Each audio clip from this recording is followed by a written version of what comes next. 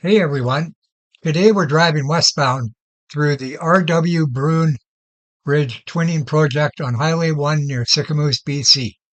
I recently made this trip and captured the journey. Let's explore what's happening here. This project is part of BC's Highway 1 four-laning initiative, adding 1.9 kilometers of four-lane highway and replacing the aging bridge with a modern four-lane structure, including a separate multi-use path for cyclists and pedestrians. The upgrade aims to improve safety and traffic flow and address a hazardous intersection near Old Sycamuse Road and Silver Sands Road. Construction began in fall 2024 and will run into 2027. You'll notice rock blasting, in-water trestle work, pile driving, and regular use of haul trucks in the area.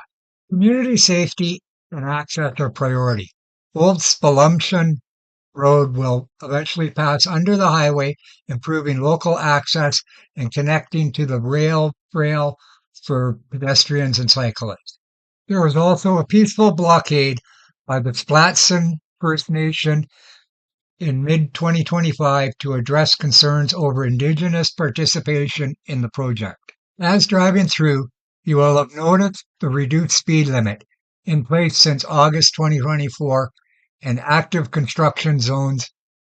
Expect alternating single-lane traffic at times.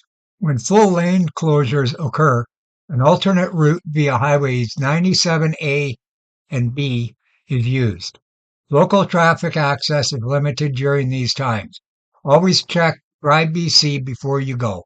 Once complete, this new four-lane corridor and improved intersections will make travel safer and smoother, especially for anyone commuting between Salmon Arm and Sicamuse, who are dealing with delays currently. Stay updated through the BC government's project site, Drive BC, or local newsletters. Respect the work zone, slow down, and stay safe. Thanks for riding along. If you found this helpful, hit like and subscribe for more construction and infrastructure insights on the road.